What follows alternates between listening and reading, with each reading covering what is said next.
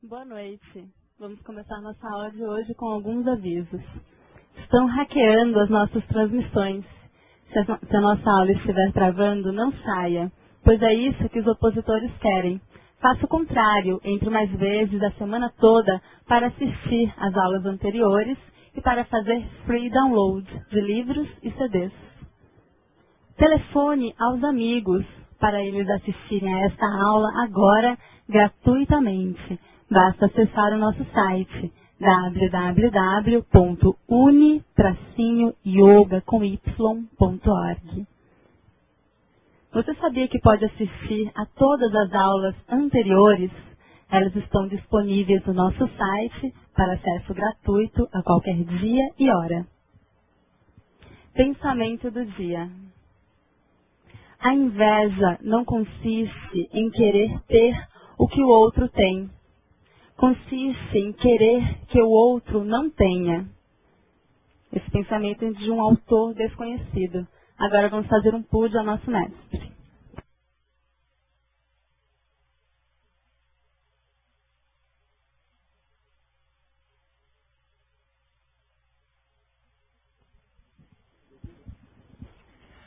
Com a mesma intenção que um aluno oferece uma maçã ao seu professor, passemos ao Púdia, solenidade feita na Índia há milhares de anos. Pousa o seu olhar sobre aquele que ministra essa aula, o mestre de Rose, visualizando-o envolto pela cor verde claro, verde esmeralda, conferindo saúde, poder de regeneração celular, larga expectativa de vida. Desejando que o mestre esteja no nosso meio por muitos anos. Como parte objetiva do Púdia, convide um amigo ou amiga para praticar Swastika Yoga. Um amigo ou amiga que nasceu para o Swastika, mas que ainda não sabe. Swastika. Muito bom. Muito bem. Gostei dessa frase final.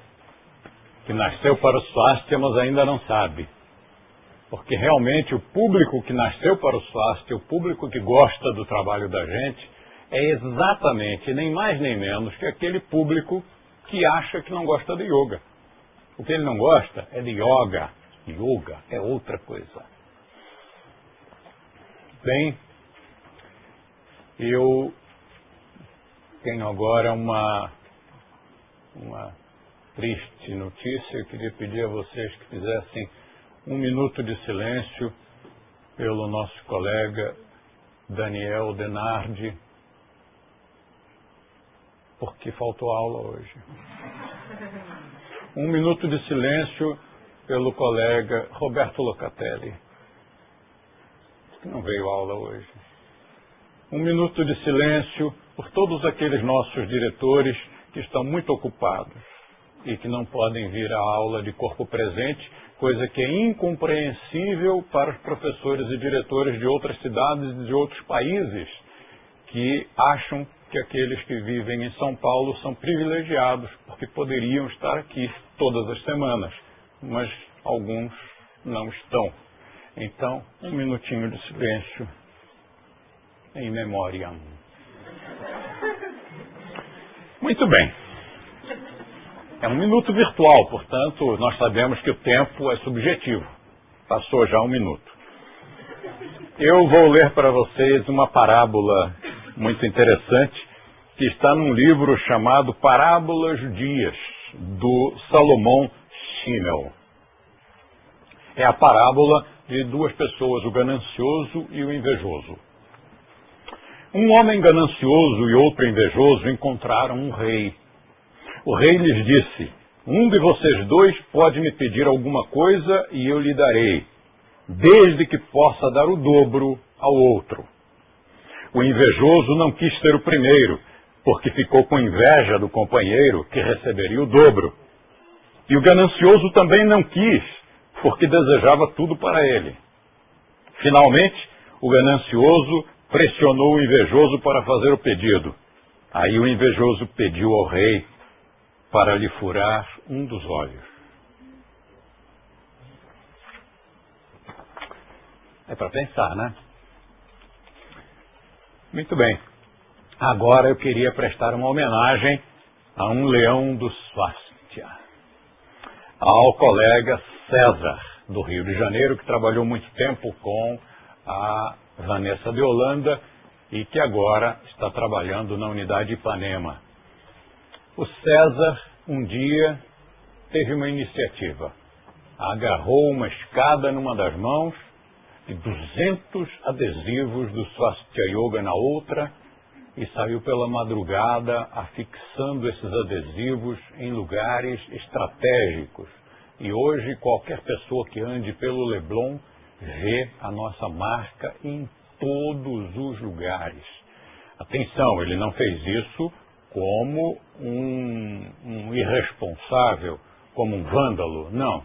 Ele colocou em lugares corretos, politicamente corretos, ecologicamente corretos, mas visíveis e fora do alcance dos predadores. Então ele colocou com escada. Eu mandei recentemente para a Unioga uma circular que tinha a fotografia de um dos nossos adesivos, porque isso já havia sido feito antes em São Paulo. Havia os protetores de árvore que foram colocados pela prefeitura e pretendiam vender aqueles espaços, mas ninguém os comprou, ou a administração foi mal feita, desistiram, aquilo ficou abandonado. E alguns anos depois, um colega nosso, eu não me lembro mais quem foi, saiu colocando os adesivos também por todos os jardins, aqui, a região dos jardins. E então também, por onde você andasse, estava lá o nosso logo, nesses protetores de árvore. E aí um dia, ali na Bela Sintra, eu encontrei um protetor desses em que a pessoa tomou o cuidado de arrancar só o acento da palavra yoga, mas deixou yoga. Deixou o om, mas onde estava swastika, ele de rosa, ele arrancou tudo. E aparecia ali tudo bem rasurado, bem raspado, mostrando que foi mesmo uma pessoa que tinha muito ódio no coração. E aí eu escrevi à mão. Não adianta, todo mundo sabe que é Swastika Yoga. E mandei a foto para o pessoal da nossa rede. Muitas unidades ainda devem ter essa circular. Então o César teve essa iniciativa, levou com escada e colocou fora do alcance dos predadores, e aquilo já foi feito há quase 2 anos e está tudo no mesmo lugar, no Rio de Janeiro. Ninguém botou a mão. Parabéns, César. Se essa tivesse sido a única coisa que você tivesse feito em toda a sua vida, já por isso mereceria a condecoração de Leão do Swastika.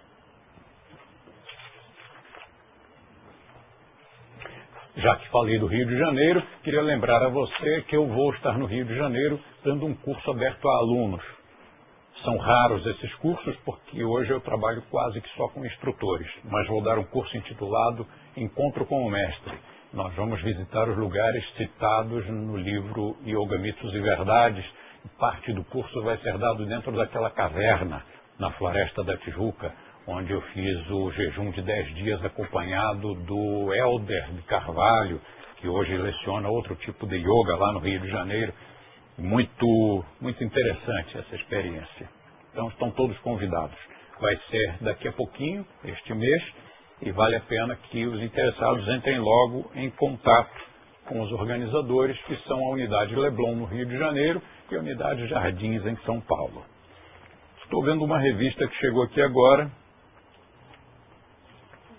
com a matéria, a revista A Ilha. Aqui é a capa da revista e aqui a matéria. Não sei o texto, porque não li, está chegando agora na minha mão, mas está muito bonita a parte gráfica, as ilustrações muito bem escolhidas, só asanas mesmo, swastiasanas, e a foto aqui da Nina de Holanda. Parabéns para a Nina.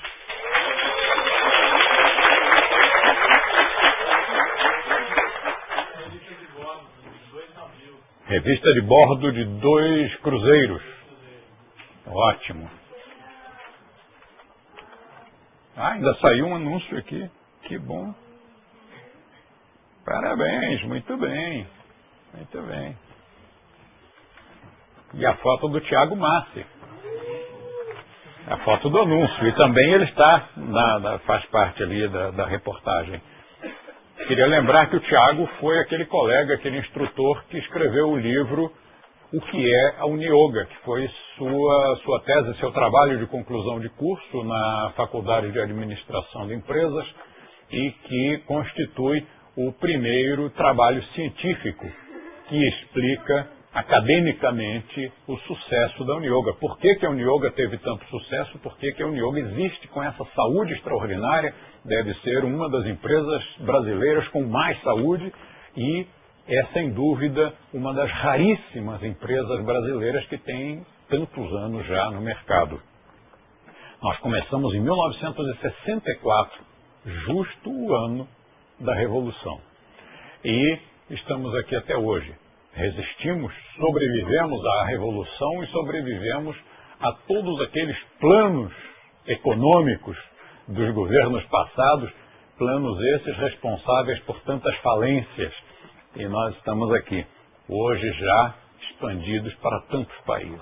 Hoje o nosso trabalho está na Argentina, em Portugal, na Espanha, na França, na Inglaterra, na Alemanha, nos Estados Unidos, na Itália e mais alguns países que eu esqueci de mencionar. Mas está em uma porção de lugares e crescendo, com já uma previsão para a Escócia, para a Holanda, para a Nova Zelândia. Ainda não está nesses últimos, mas já o movimento está se manifestando lá. Portanto, parabéns a todos nós pela saúde, pela antiguidade e pelo crescimento do trabalho do Swastika Yoga e da Universidade de Yoga, empresa latino-americana, mas de fazer inveja a todos aqueles que se declaram primeiro mundo.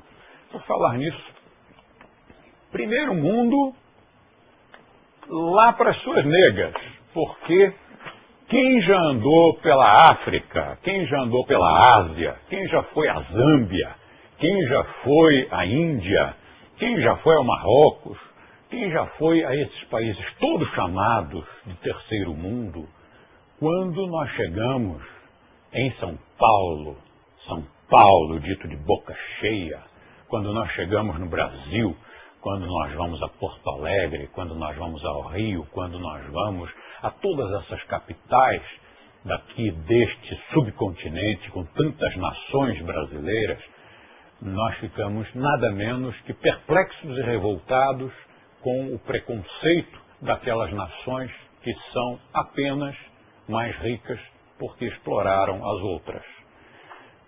No mínimo, nós teríamos que ser segundo mundo. Terceiro mundo, ou seja, colocar-nos ao lado da Zâmbia, ao lado da Nigéria, é preconceito inadmissível. Eu estive na Índia, fui à Índia durante 24 anos.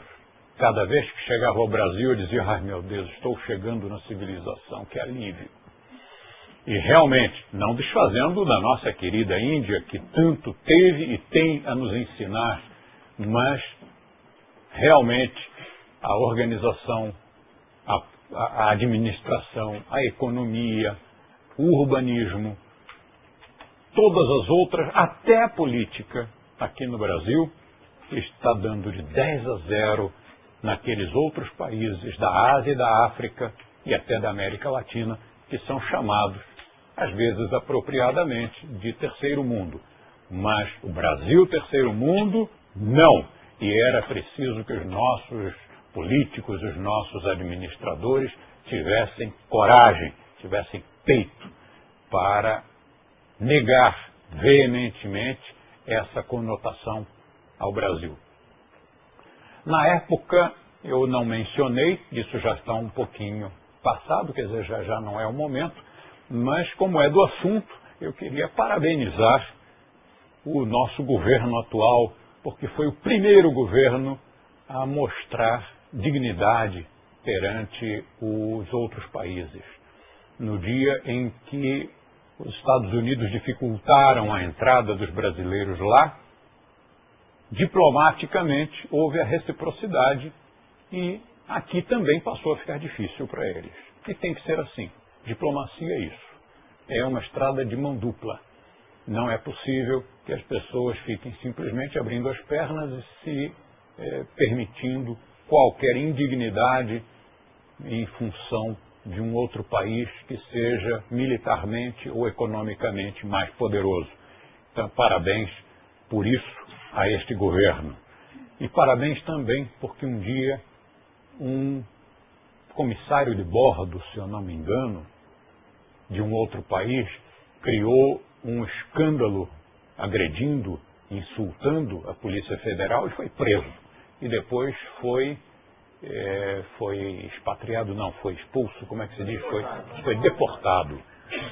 E também um jornalista que mentiu a respeito do nosso presidente, mencionando alguma coisa que o presidente do país dele fazia também e fazia muito pior. E foi deportado também. E isto só aconteceu neste governo. E foram 3 ações que me deixaram feliz. Foram 3 ações que levantaram um pouco mais a minha autoestima e a de todos os brasileiros e de todos os latino-americanos. Vamos ver aqui o que mais que nós temos,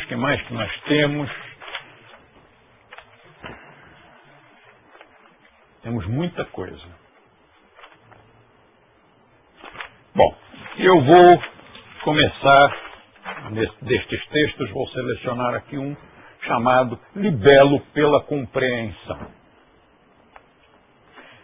Nossa cultura não existe sem um bom relacionamento humano. Considero requisito principal a capacidade de boas relações humanas, e não quero como discípulo, nem como assistente, nem mesmo como amigo, alguém que não saiba se relacionar bem com os demais. Nós temos uma prioridade no nosso esforço pelo aperfeiçoamento, é o cultivo das boas relações entre os seres humanos. Sem compreensão não existe yoga. Não se admite que praticantes ou instrutores de swastika não consigam superar uma emoção para evitar desentendimento com alguém. Não adianta nada fazer lindos exercícios, meditar e portar o Om se você responde a uma agressão com outra agressão. É uma vergonha para todos nós quando chega ao nosso conhecimento que um yogin se desentendeu com quem quer que seja, ou que se melindrou com outrem. Com o pretexto da franqueza ou da autenticidade, muita gente faz grosserias, o que magoa quem está envolvido no mal-entendido e também quem não está. Amizades promissoras são rompidas para sempre. Fecundas carreiras profissionais são destruídas. Enormes prejuízos morais e financeiros são contabilizados por conta de uma cara feia que poderia ter sido perfeitamente evitada. Não estamos recomendando o fingimento nem a hipocrisia, mas sim a educação e a elegância. Emoções pesadas sujam mais o organismo do que fumar, beber ou comer animais defuntos. Não adianta praticar púdia, meditação, mantras, se você não souber se relacionar bem com as outras pessoas. Lapide o seu ego, eduque o seu emocional, reprograme a sua mente. Nós não somos pessoas vulgares e toscas, que habitualmente respondem com crueza a qualquer atitude que não as agrade, gerando com isso um mal-entendido atrás do outro. Quando faço estes apelos, sempre quem os lê acha que não é consigo, que escrevi para outra pessoa. Afinal, suas reações agressivas não terão sido culpa sua.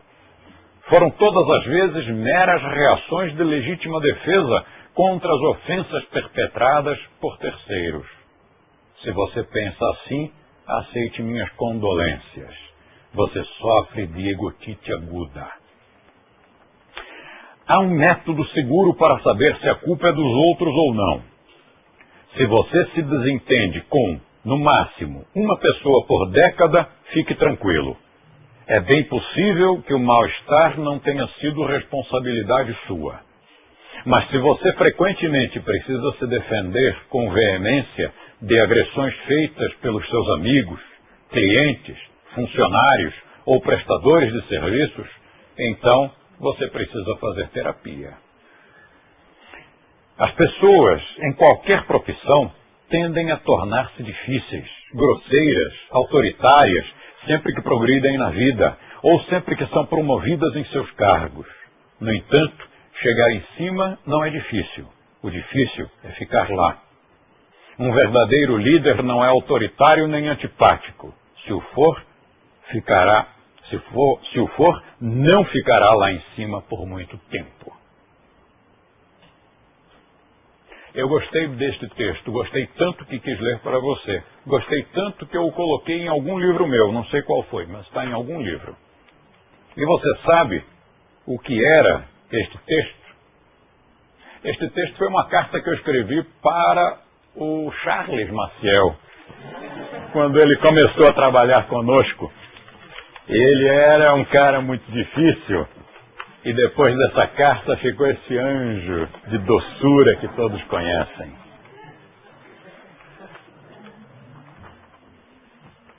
Muito bem. E agora, eu preciso de um homem ou de uma mulher com a coragem de um leão para dar a sua vida pela nossa cultura.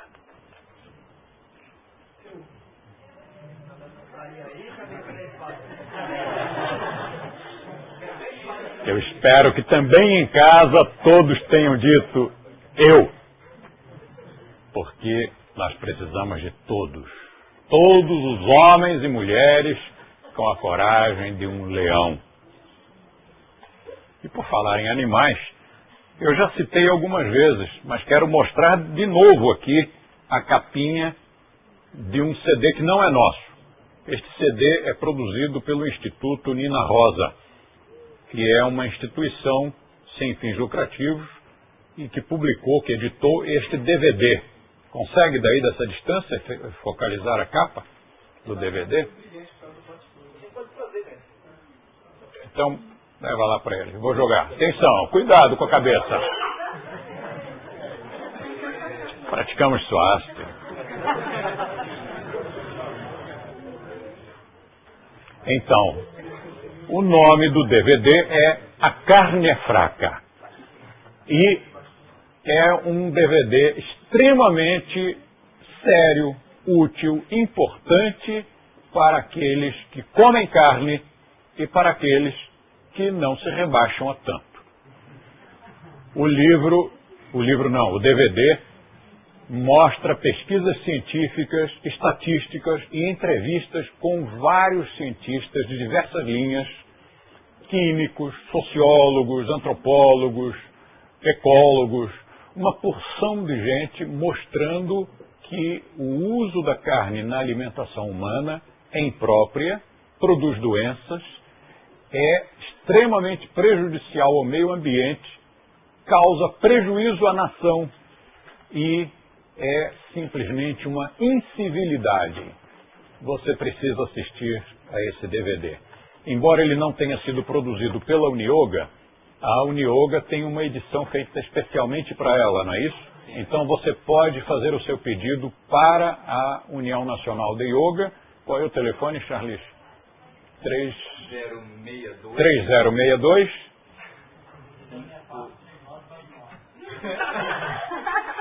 Qual é? 3062? Não é nada disso que eu falei. 3064 3949. Este é o telefone da União Nacional de Yoga que nem o De Rose conhece. Claro, eu não ligo para eles, né?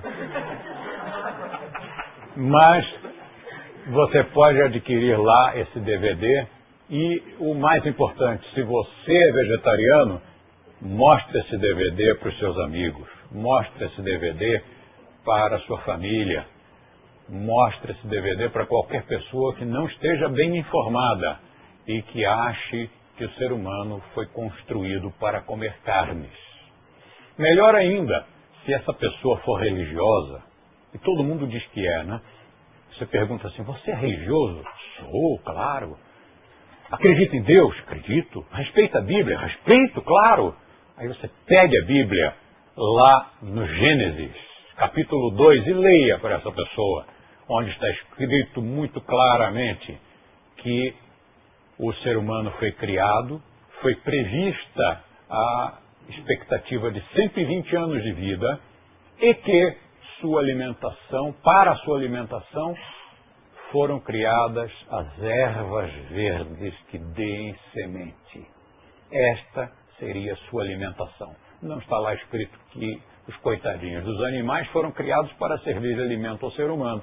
Argumento que, desculpe, mas tem que ser muito anta para dizer uma coisa dessas, né? Precisa ser uma pessoa absolutamente inculta, tanto em termos de ciência quanto em termos de religião, porque isto não está escrito lá. Se você encontrar isso na Bíblia, por favor, me desminta. Para minha cultura geral, mande para mim o texto onde isso está escrito, porque eu já revirei aquele livro histórico e ainda não encontrei. Mas como ele é muito grande, talvez em algum lugar esteja escrito. Se estiver, por favor, mande para mim.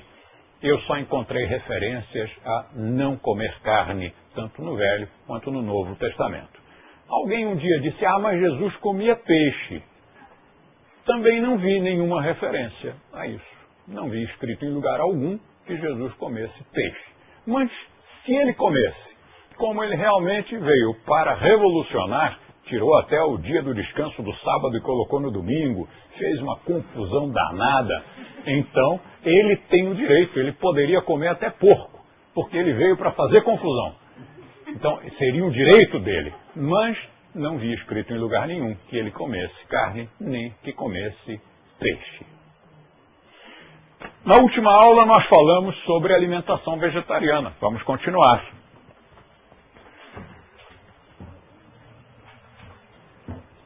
Nós fizemos este estudo mostrando que no início nós éramos antropóides, vivíamos nas árvores e comíamos o que estava à mão, nossas frutas, quem sabe uma folhinha verde tenra ou outra.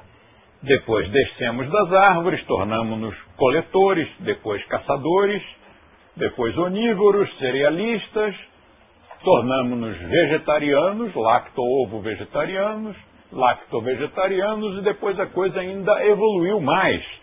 E nos últimos tempos criou-se o sistema chamado vegetarismo, também denominado vegetarianismo puro, também denominado mais recentemente vegan. Criou-se também o naturismo, ou também chamado verlandismo ou crudivorismo, que consiste em comer tudo conforme a natureza nos forneceu, sem desnaturar o alimento, e com isso nós fizemos uma volta completa e retornaríamos, se evoluíssemos mais o naturismo, acabaríamos no frugivorismo outra vez. Disse também que não recomendaria a ninguém entrar direto no frugivorismo, nem mesmo no naturismo, crudivorismo ou verlandismo, e que para o yoga o melhor sistema é o vegetarianismo, ou também chamado lacto-vegetarianismo. Também o lacto-ovo é muito bom para quem pratica o yoga, e o vegetarianismo puro também é aceitável.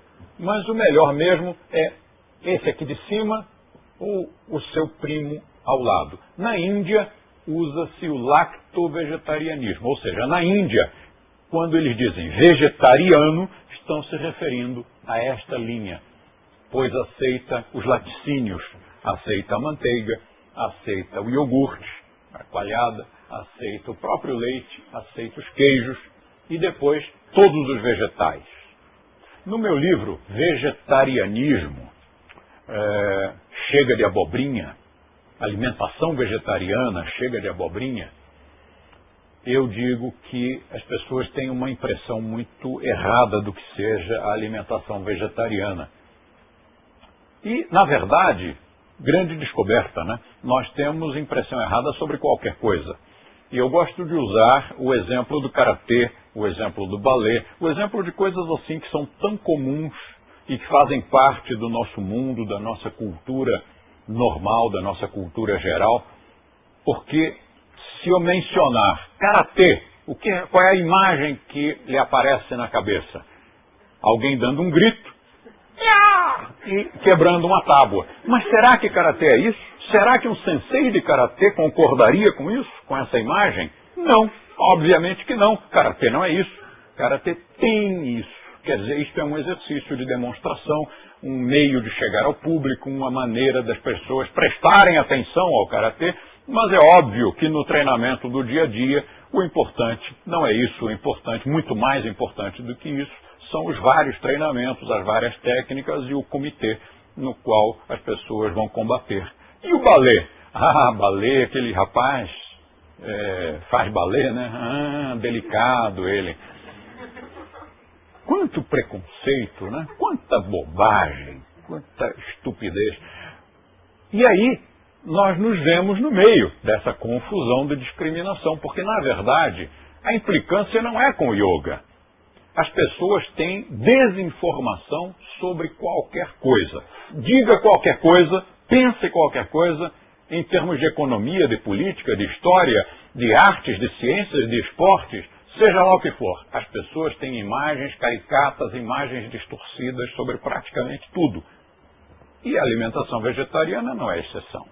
Você diz que é vegetariano e alguém te oferece uma salada.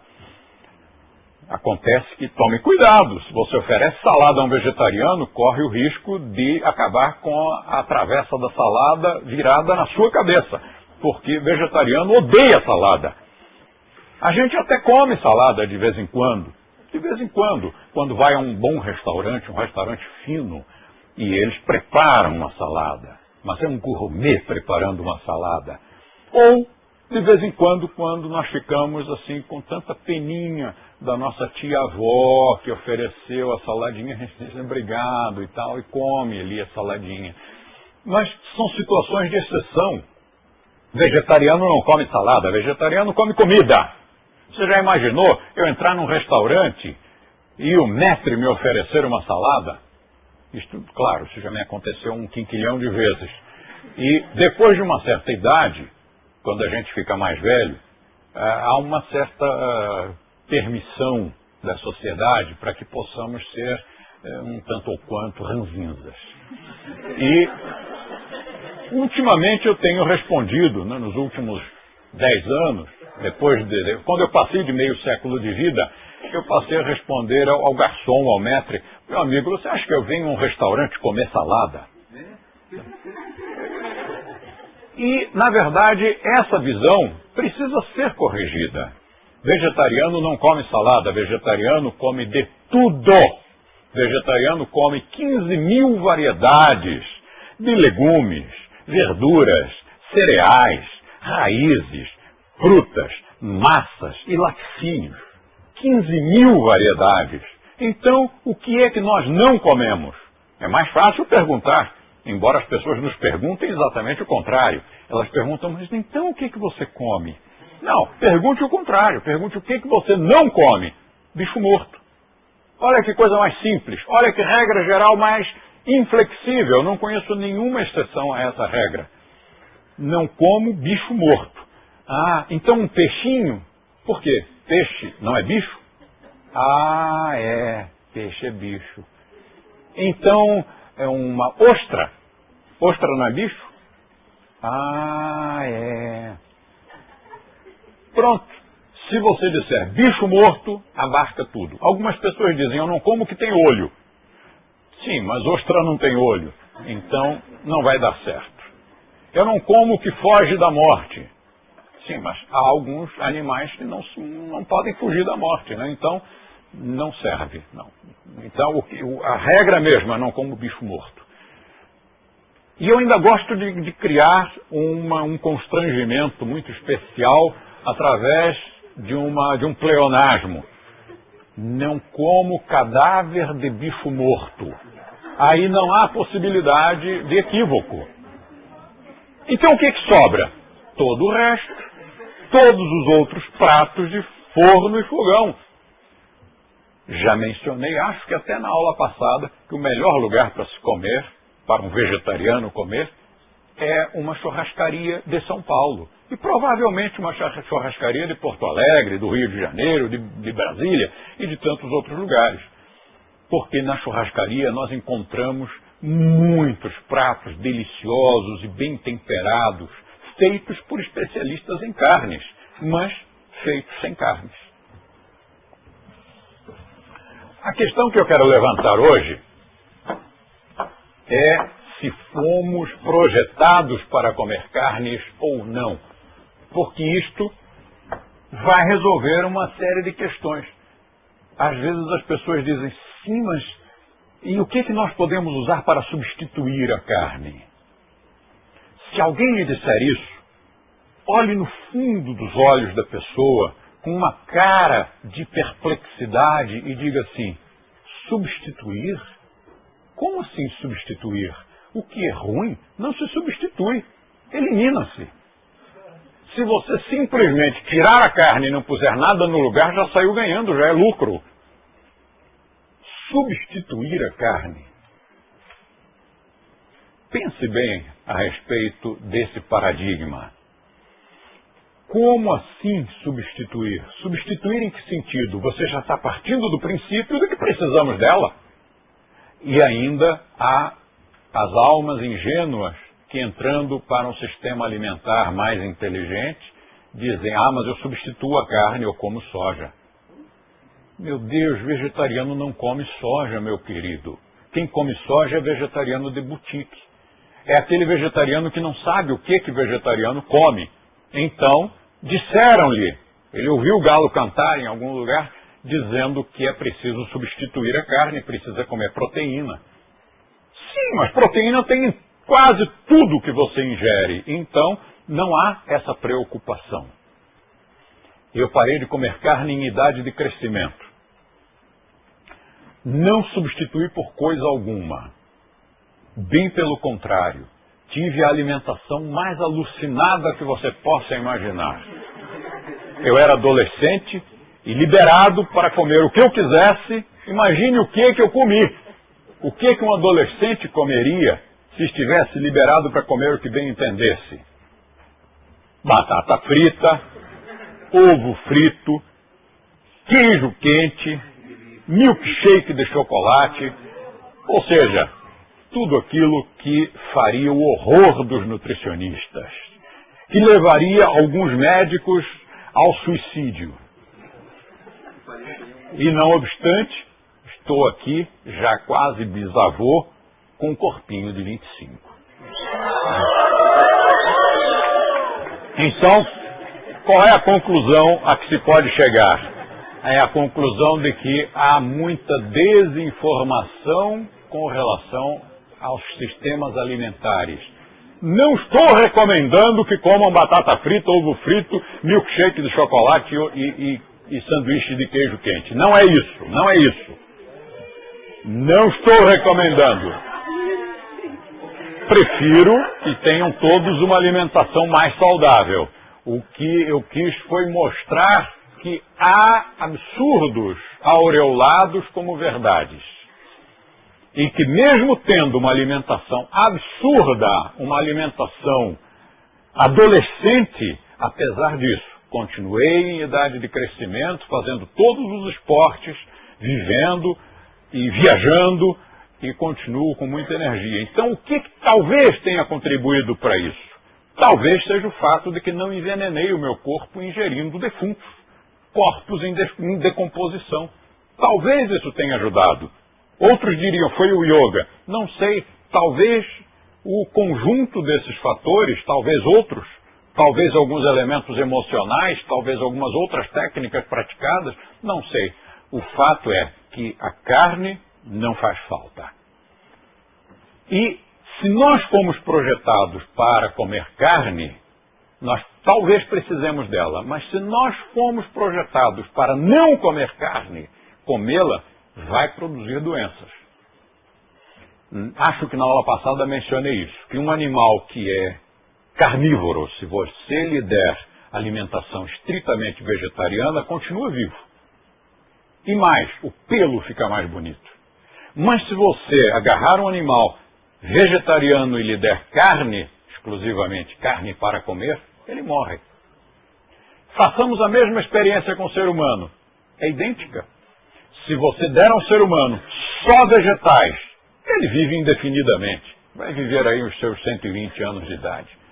Mas se você der a esse mesmo ser humano só carnes, em poucos meses ele estará morto, morre, porque nós não fomos construídos para viver de carnes. Então, por que as comemos? Porque nós somos manipulados pelos grandes, poderosos senhores de fazendas que vivem de vender carne. E é caro, isso é um produto caro. Tanto é caro que as comunidades não tão abastadas não podem utilizar a carne, porque é o produto mais caro. Um grande mestre de shiatsu, que era o meu massagista no Rio de Janeiro, na década de 60, me contou que no Japão, no pós-guerra, faltou comida. E lá as pessoas não comeram carne durante muito tempo. E comeram muito pouquinho durante muito tempo. E que as crianças nascidas naquele período foram as crianças mais saudáveis e mais inteligentes. Por que será isso? Talvez seja porque não inserimos no nosso sistema, no caso deles, alimentar, coisas que só serviriam para envenenar, para intoxicar, para comprometer todo o sistema. A doença da vaca louca, todo mundo hoje já sabe, já foi denunciado suficientemente pela imprensa, que a doença da vaca louca foi criada porque começaram a dar carnes, resíduos de carnes e ossos, para as vacas que são vegetarianas. Aquilo produziu um distúrbio que foi atingir o sistema nervoso e criou uma doença nas vacas que, obviamente, é transmissível ao ser humano. Registre-se de passagem que doenças de mamíferos, doenças de animais, passam para o ser humano. São transmissíveis para o ser humano, mas doenças de vegetais não passam para seres humanos. Então, se você até comesse uma fruta, uma verdura, um legume, um cereal, que tivesse alguma doença, essa doença não passaria para você. Doenças de vegetais não passam para seres humanos. Doenças de animais passam para seres humanos. E a gripe das aves, a doença da vaca louca e aqueles outros problemas tão escondidos, com o que talvez vocês ainda nem tenham tomado conhecimento, com os suínos da Ásia e outros tantos que estão ocorrendo, espocando aqui e ali pelo mundo afora, estão nos mostrando que realmente é muito arriscado você comer bicho morto. Vamos ver então se nós fomos projetados para isso ou não. Há uma série de comparações que eu vou fazer aqui. E antes dessas comparações, eu queria que nós fizéssemos uma experiência científica. Manda entrar aquela vaca. Eu trouxe uma vaca hoje. E eu quero ver se alguém aqui tem coragem de matar a vaca. Porque eu quero demonstrar que o ser humano não tem capacidade nem coragem de matar a sua própria presa. E se a natureza não lhe deu capacidade, não lhe deu garras, dentes, força, enfim, se não lhe deu capacidade de predar, se não lhe deu capacidade de caçar, de matar, então ele não é um predador, ele não é um comedor de carnes. Então, já mandaram, a vaca já entrou. Então agora eu queria, vocês infelizmente não podem acompanhar porque a câmera não chega lá. Mas ali naquele canto tem uma vaca e tem um menino tentando matar a vaca. Tentando estrangular a vaca. E não consegue. A vaca não dá a mínima. Até porque ele não tem força suficiente para estrangulá-la. Com as suas mãos, com os seus músculos, seus dentes, suas unhas, ele não consegue nem incomodar a vaca. Então, ele me disse, vocês não estão escutando, porque não alcançou aqui, mas ele disse que nós somos seres, nós somos homo sapiens. E como tal, nós podemos não ter as armas pela natureza, mas nós podemos criar as armas. E que então, para isso, nós temos facas, nós temos flechas, nós temos marretas, né, recursos muito sutis, muito civilizados, para matar o bicho, matar qualquer bicho, quase todos até. Você nota que onde tem um ser humano não tem mais bicho nenhum. Neste espaço aqui, num local de selva, você teria milhares, não de espécimens, mas milhares de espécies convivendo em harmonia neste espaço. Mas se lá tiver um ser humano, você não encontra mais nada, porque ele começa abrindo uma clareira, e dali ele afasta qualquer animal. Se estiver por ali, ele mata, nem que seja por brincadeira. E também coloca ali um DDT, porque também não quer formigas, não quer ser incomodado por mosquitos, baratas, ele mata qualquer coisa vivente que esteja no seu espaço. Então nós estamos, por exemplo, aqui, e neste espaço só tem seres humanos. E a vaca, porque eu trouxe. Então, respondendo ao argumento do nosso amigo ali, ele disse que, como somos seres humanos, ele precisaria de uma faca. Então está bem, eu providenciei a faca. Dá uma faca aí para ele, eu quero ver. Ele está rindo, pegou a faca, mas não tem coragem. Passa a faca na jugular da vaca. Eu quero ver. Não tem importância que vá sujar o chão. A vaca está aqui para isso mesmo. Ele não conseguiu. Não teve coragem.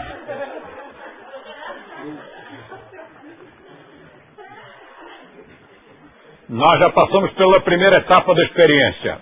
O ser humano não conseguiu matar o animal com as suas próprias armas, porque a natureza não proveu o ser humano de garras ou dentes suficientes para abater a vaca.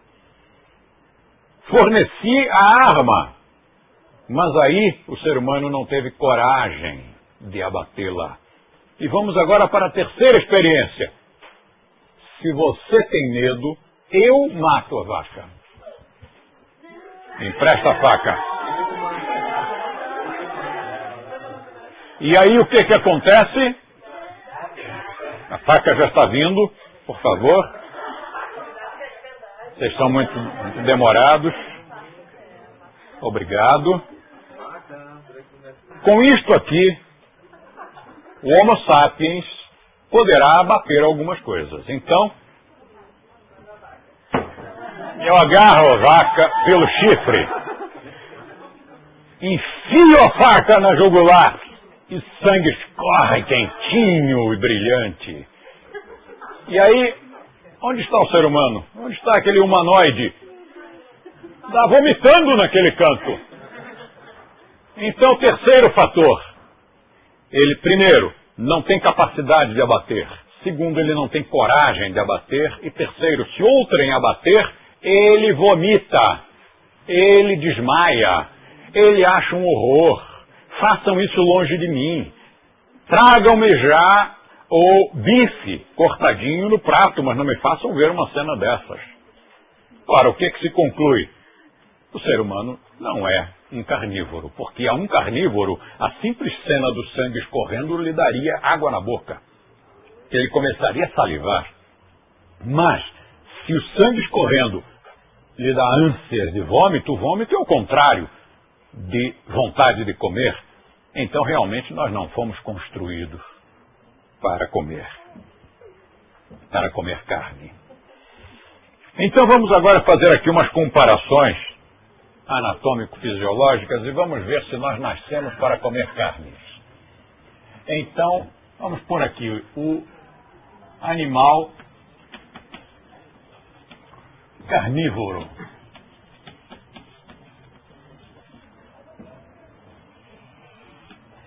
Aqui o animal vegetariano.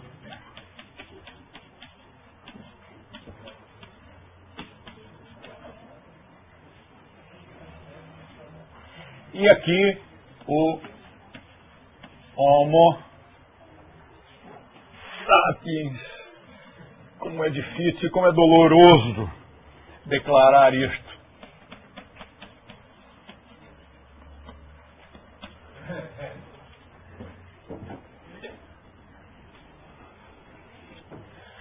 E aqui as características. Então, vamos colocar assim.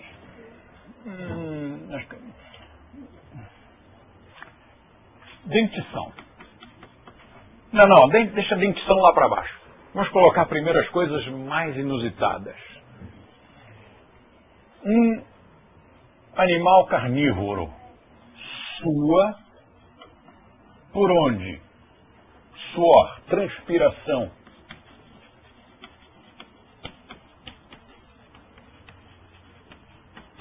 O carnívoro transpira pela língua.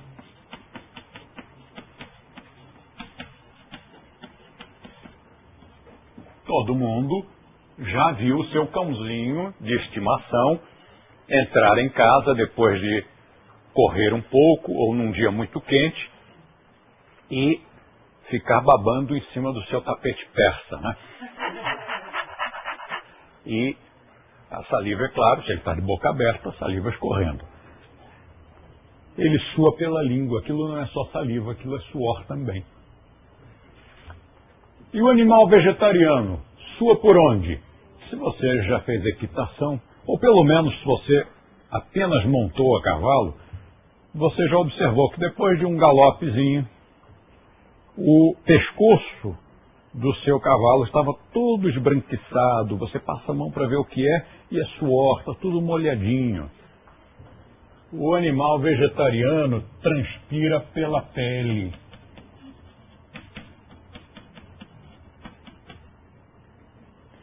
E o ser humano transpira pela língua ou pela pele? Você transpira por onde? Igual ao vegetariano, transpira pela pele. Depois, beber água. Como é que um animal carnívoro bebe água? Seu gatinho, seu cãozinho, ele bebe água pela língua. Ele vai lá no recipiente e molha a língua e traz um pouco de água. E pela língua. E você, animal vegetariano, como é que você... Não, você não. Os animais vegetarianos, você já deve ter visto num documentário da Discovery. A Discovery gosta muito de documentários com a vida animal, mostrando a vida animal. E aí você viu uma girafa, toda desajeitada, chegando na água, um gnu, uma zebra. Como é que eles fazem? Você viu algum desses animais colocar a língua na água? Como é que eles fazem? Eles colocam os lábios, os beiços, né, que é animal, os beiços na água, colocam a boca aí, sugam a água. O vegetariano suga a água. E você, como é que você faz para beber água? Você pega um copo e... Como é que você faz? Ou você suga. Gosta tanto, o ser humano gosta tanto de sugar, que inventou até o canudinho. Todo mundo, especialmente as crianças, ou seja, aquelas que estão mais próximas da nossa natureza real, adoram um canudinho.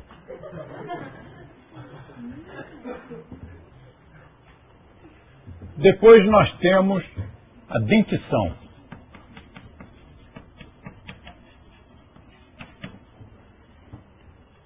Um grande argumento que os carnívoros usam, nem são carnívoros, são as pessoas que comem carne, porque na verdade são onívoras. Elas se dizem carnívoras, mas são onívoras. E um grande argumento que elas usam é o de que nós temos caninos. Desculpe, mas quem foi que chamou esses dentes piquititicos e redondinhos de caninos? Fomos nós mesmos. Nós os chamamos de caninos. Mas compare com o dente de um cão. E veja se isto aqui tem alguma semelhança com um dente canino, ou seja, o dente de um cão, de um canídeo. Não tem semelhança alguma, para começar, porque o dente de um predador é pontiagudo e curvo para que, ao morder, a presa não possa fugir e até mesmo para que um pedaço, um bocado seja arrancado. E esse dente tem uma raiz enorme, porque senão o dente ia junto. Se você morder uma zebra e a zebra correr,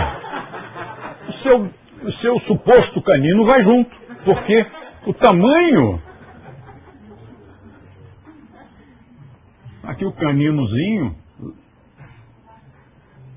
que é mais curvo do que pontiagudo, ele tem uma raizinha deste tamanho. Isso lá é dente de predador que se preze. Então não tem nada a ver um dente com o outro. Isto é dente de predador, isto aqui não é. Chamam de canino, não é canino. Mas se fosse, se tivéssemos um dente maravilhoso, enorme, pontiagudo, isto seria prova de que somos carnívoros? Tampouco, porque os nossos parentes gorilas têm presas maravilhosas, têm dentes maravilhosos, enormes, pontiagudos, de assustar a qualquer um, e são vegetarianos radicais, só comem folha, não comem nem mesmo cereais, nem mesmo legumes. Então, isto realmente não prova coisa alguma. Mas, de qualquer forma, nossos dentes são diferentes, porque a dentição do animal carnívoro é essencialmente formada por dentes de furar e arrancar, cortar. E o do animal vegetariano, tirando este único dente pequeno e meio arredondado, é constituído por, na frente, dentes que cortam, chamados dentes incisivos. São facas para cortar o alimento. Não serve para cortar o couro de um gnu. Só serve mesmo para cortar um vegetal. E que não seja muito duro. E depois, lá atrás, nós temos os premolares e os molares. O nome já está dizendo, molar é para moer, os quais têm algumas raízes para segurar mais ali no lugar. Então, em que consiste a alimentação feita com os dentes de um vegetariano? Corta-se um bocado, leva-se para trás e mói-se com aqueles dentes molares. Que os dentistas me perdoem o desenho mal feito, mas é que eu não treinei para desenhar dentes, né? É mais ou menos assim. Nós temos alguns dentistas aqui na sala de aula e que devem estar horrorizados com o desenho aqui dos meus molares. Mas enfim, essa é a grande diferença. O animal carnívoro, ele não mói, ele corta e praticamente engole a carne inteira. Como assim? Você engoliria um bocado inteiro? Para isso, os carnívoros têm uma saliva e um suco gástrico diferente do nosso.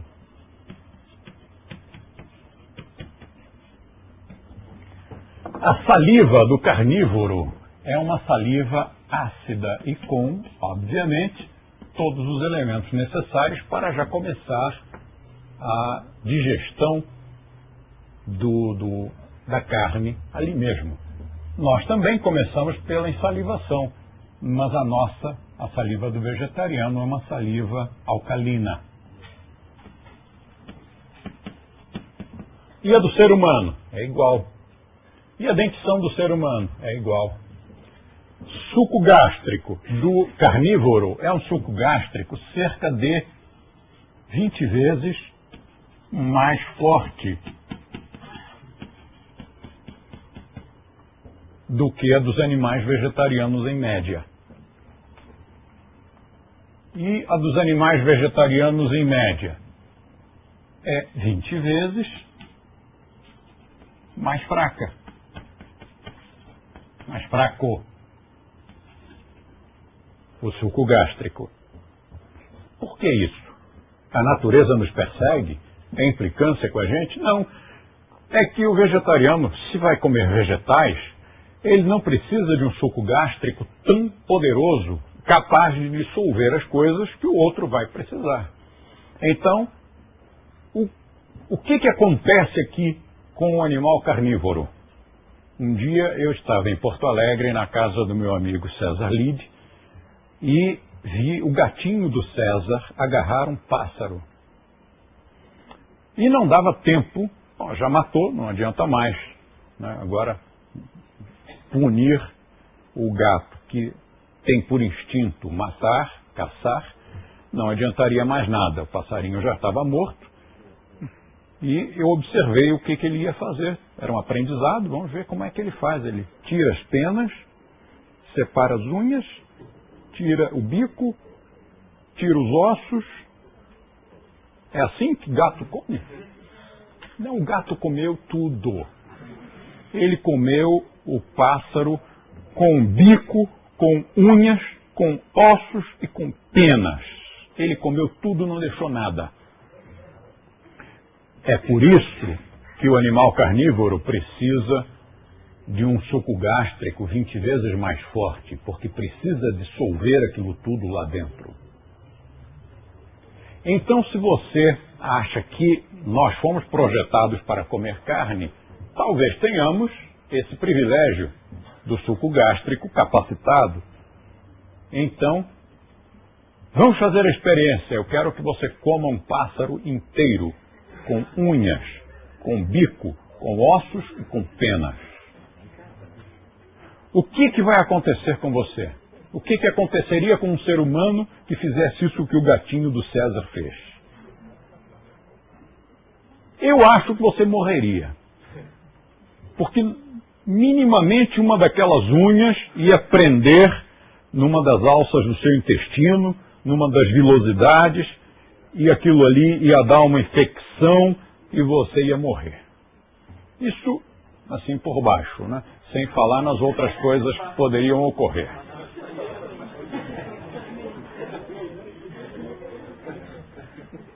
E como é o suco gástrico do Homo sapiens?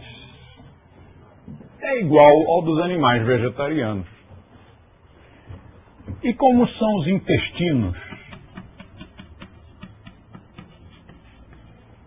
Os animais carnívoros têm um intestino curto, curtíssimo. E é por isso que quando você vê o perfil de um animal carnívoro, você vê um perfil em que o peito é mais proeminente e o abdômen é recolhido. Porque aqui no abdômen o intestino é curto, não tem quase nada. E o ser humano, querendo se assemelhar ao carnívoro, faz força, né, para também ter o abdômen bem recolhido. Só que não consegue. Você vai olhar em qualquer academia de musculação e você vai observar que pessoas que vão à academia todos os dias há 10 anos continuam com a sua barriguinha, porque nós temos um intestino longo. Nós temos metros e metros de tripas dobradas aqui por dentro e que realmente ocupam espaço. Nós somos animais vegetarianos. Por que essa diferença? Porque o vegetariano vai comer alimentos muitas vezes protegidos por um envoltóriozinho de celulose. Nós precisamos de tempo ali dentro e de massageamento daquele bolo para quebrar alguma coisa dessa celulose e poder assimilar os alimentos. E como eles não são tóxicos, nós podemos tê-los aqui por mais horas. Enquanto que o carnívoro comeu coisas tóxicas, então ele tem que se livrar daquilo o mais rápido possível. Por isso seus intestinos são curtos. Mais uma prova de que a alimentação do carnívoro é extremamente tóxica, extremamente venenosa. Os animais carnívoros que vivem em tocas, quando a fêmea dá cria, ela come as fezes dos filhotes, porque se não comesse, As fezes dos filhotes produziriam doenças e a prole toda ia morrer. Mas e a mãe? Será que ela não fica doente comendo as fezes? Sim, mas a natureza não se importa mais, porque ela já cumpriu a sua missão, que era dar cria. Agora o que importa são as crias, não as mães. Na natureza é assim.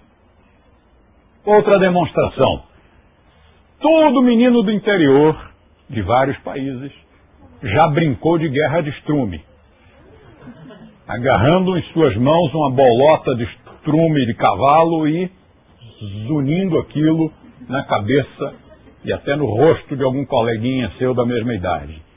Guerra de estrume. Excremento de cavalo zunindo para lá e para cá. Alguém faria isso com excremento de cachorro? Não passa pela cabeça de ninguém.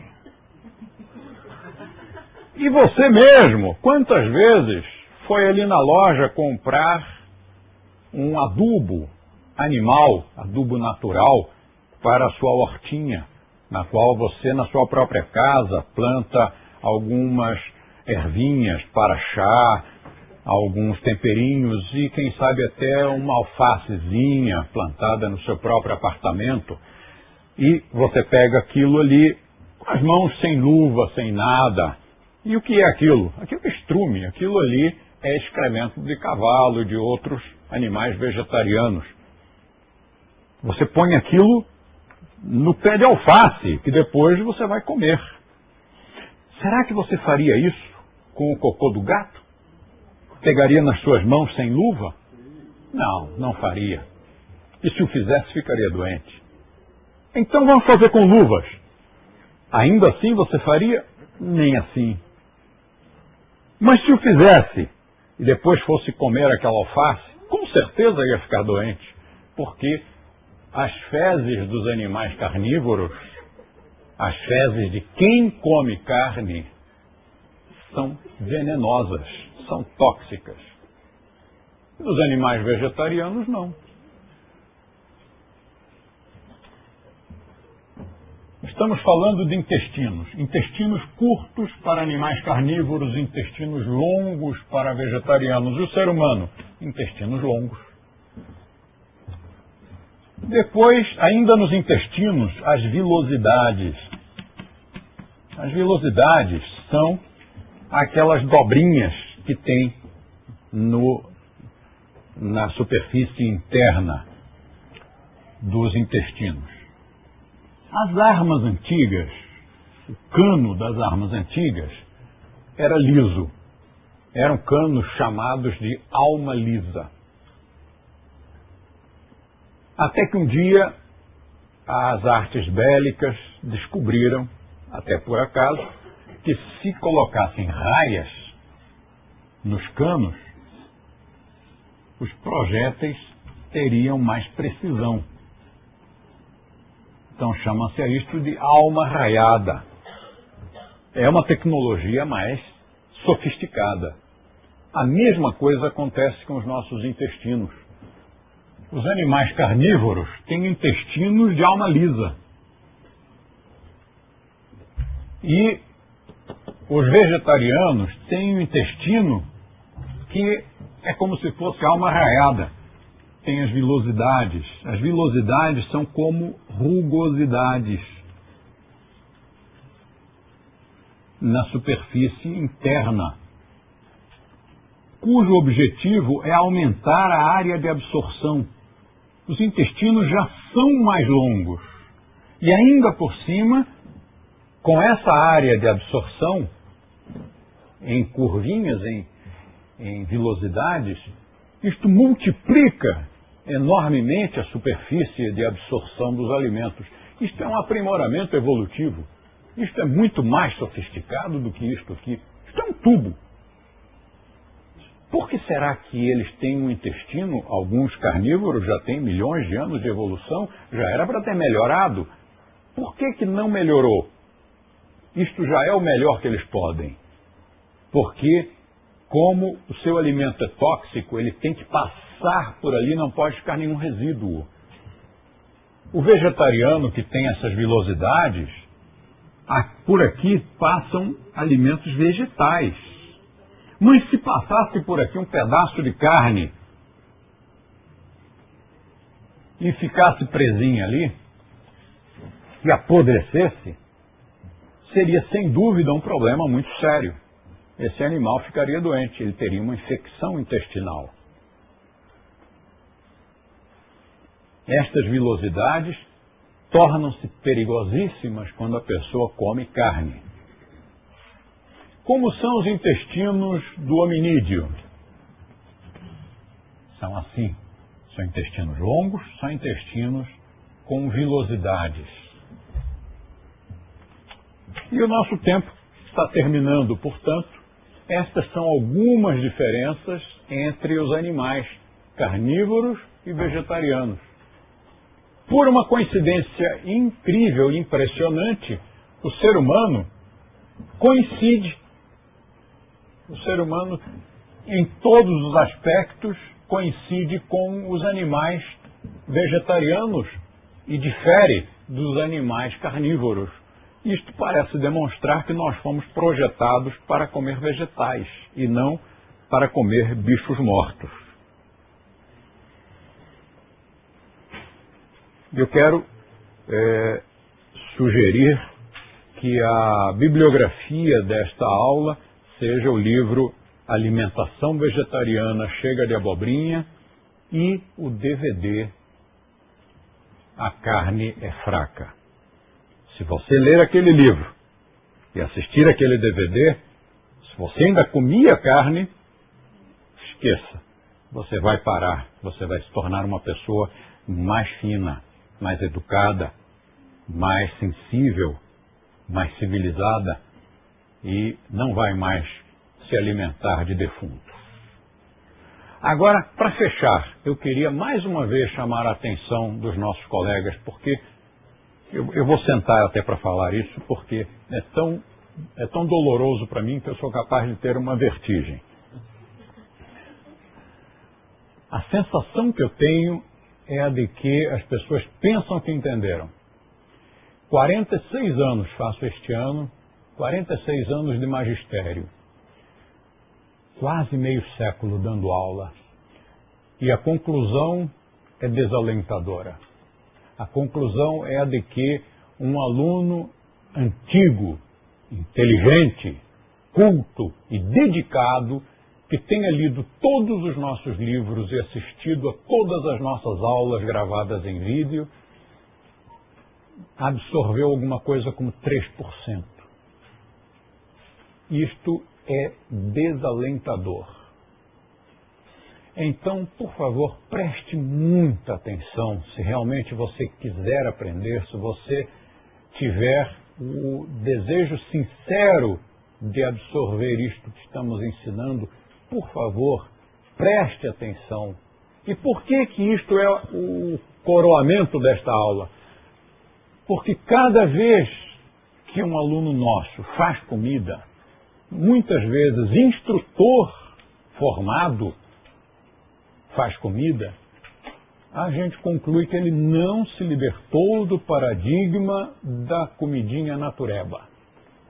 Ele continua achando, apesar de ser tão dedicado, inteligente, culto, lido e viajado, apesar de ter lido o nosso livro, apesar de ter assistido às nossas aulas, ele continua achando que nós comemos aquilo. Então, as unidades que ainda não tiverem a instituição do gourmet vegetariano, por favor, adotem. Se você é aluno e na sua unidade ainda não tem, se você nem sabe o que é isso, peça ao seu diretor, por favor, vamos fazer, eu me encarrego, eu posso tomar conta, eu posso tomar iniciativa, eu lavo os pratos, eu faço a divulgação, mas vamos instituir esta atividade cultural na nossa unidade. O gourmet vegetariano consiste em, uma vez por semana, um aluno fazer comida para os seus colegas. É aí que a gente vai poder ter o feedback, vai poder detectar se esse aluno entendeu o que é a nossa comida. E aí Por favor, diretor, você que é o diretor da escola, preste atenção, supervisione, não deixe que as pessoas façam comidinha natureba, alternativoide. Não permita. Não é isso que nós comemos. Eu morro de vergonha quando, às vezes, descubro alguém que, até sendo um aluno antigo ou sendo instrutor, ainda pensa que a gente come essas coisas. Então imagine o que ele disse para o papai e para a mamãe, o que ele disse para os amigos dele, de esporte, ou da faculdade, ou do escritório, o que ele disse que nós comemos. E se ele convidou alguém para comer na casa dele, o que foi que ele apresentou como sendo comida da gente? Morro de vergonha. Por favor, vegetariano é aquele que come comida mais sofisticada, mais requintada, mais colorida, mais perfumada, muitíssimo mais condimentada, deliciosa. Aí eu paro e penso, será que a pessoa que me ouve entendeu? Aí, quem sabe amanhã ela vem aqui fazer o gourmet vegetariano e faz um tofu com soja, com salada, com um arroz integral. E eu digo, mas você não me ouviu dizer que a nossa comida é deliciosa? E eles, sim, mas isto é delicioso para mim.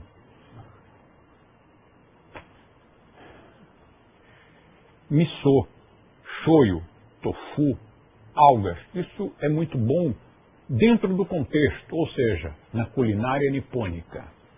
Arroz integral é muito saudável, mas não é a comida que se come nas escolas de yoga da Índia. Uma vez eu me lembro que um colega nosso, uma colega nossa, foi a um restaurante indiano em Nova Delhi e pediu lá uma comidinha que tinha arroz, acompanhava arroz. Quando o arroz chegou, branquinho, bonitinho, soltinho, ela olhou e disse, olhou para mim, disse, Rose, não é integral. E eu disse, sim, claro que não é integral. O que você esperava? Mas nós estamos na Índia.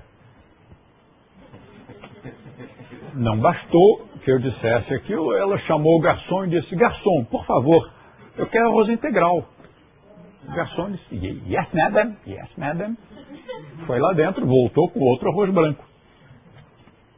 E ela disse, mas garçom, eu pedi arroz integral, você me trouxe outra vez esse mesmo arroz? E ele candidamente disse, madame, eu contei, eu catei um por um, estão todos inteiros. Porque ele entendeu que ela queria que cada grão estivesse inteiro, que não estivesse partido. Porque simplesmente não sabem o que é arroz integral. Dizer que você faz yoga e por causa disso vai ter que comer arroz integral é uma desinformação, é um preconceito, é um estereótipo falso. Porque na Índia, numa escola de yoga, nos Himalaias, você não encontra arroz integral, não existe arroz integral lá. Pão integral, tudo isso é saudável, ninguém está dizendo que não é saudável. Não é proibido comer pão integral. Eu até gosto, mas não como. Porque senão eu vou estar alimentando o estereótipo. Viu? Ele é de yoga, por isso está comendo pão integral. Paciência, então, não como. Eu não posso alimentar o estereótipo. E tofu, você sabe por que se chama assim? Acertou. Porque a primeira pessoa que provou, aquilo é tão ruim que a pessoa provou e disse tofu. E aí o nome pegou. E você vai oferecer isso para o seu amigo comer? Tenha santa paciência. Vamos fazer para os nossos amigos, para os nossos parentes, para os nossos parceiros afetivos. Vamos fazer uma comida gostosa, deliciosa. Se você não souber o que a gente come no yoga, abra o livro alimentação vegetariana chega de abobrinha. Tem uma porção de receitas. E depois tem o nome de restaurantes com endereço e telefone e os pratos que esses restaurantes oferecem, pratos esses que não têm carne e que são deliciosos. Vá num desses restaurantes, peça aqueles pratos e pronto, você aprenderá o que é que um vegetariano come. Por exemplo, se você for numa pizzaria, é só pedir uma pizza que não tenha bicho morto. E pronto, você comeu comida vegetariana legítima. Ou se você for num restaurante italiano, peça uma massa qualquer que não tenha bicho morto. Peça para colocar um molho qualquer, daqueles tantos molhos deliciosos que não tenha bicho morto. E pronto, você comeu uma comida vegetariana legítima. E assim, sucessivamente, vá num restaurante árabe. Peça uma quantidade de pratos, como, por exemplo, um falafel, como um hummus beterrine, como uma couve-flor ao taratur, como um baba ganoush, como tanta coisa, sem carne de espécie alguma. Não precisa comer comida ruim. Seja vegetariano legítimo e não vegetariano de boutique. Vamos mostrar ao mundo que viver é um prazer e que para praticar yoga você não precisa se punir, se sacrificar e pior, sacrificar a família e os amigos. Vamos comer bem, vamos colocar todos aqueles temperos que eu menciono no livro, a maior parte dos quais é bem provável que você nem nunca tenha escutado o nome, nem nunca tenha provado, nem saiba com que se parece. Vá num supermercado, qualquer supermercado, e compre aqueles temperos. Eles estão todos lá, você que não viu, mas os supermercados em geral têm todos aqueles temperos. Compre tudo, leve para casa e fique fazendo experiências na sua alquimia culinária. Pronto, acabou o meu tempo e nós vamos agora para a entrevista. Swastika.